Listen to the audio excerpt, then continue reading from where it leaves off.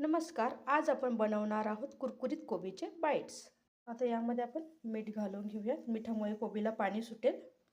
आता यामध्ये आपण बेसन पीठ घालून घेऊयात. आता यामध्ये तांदूळाचं पीठ घालून घेऊयात. तांदळाच्या पिठामुळे आपले बाईट्स मस्त कुरकुरीत होणार आहेत. आता यामध्ये हिरवी मिरचीची पेस्ट घालून घेऊयात. तर यामध्ये हळद, थोडासा गरम मसाला, धने पावडर, खूप सारी बारीक चिरलेली कोथिंबीर घालून घेऊयात.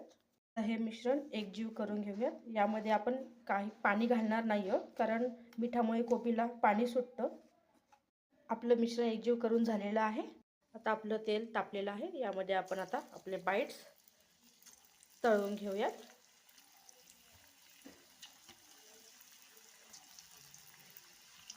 बघा आपले बाईट्स किती छान आता मस्त प्रकारे तळल्या जात आहेत.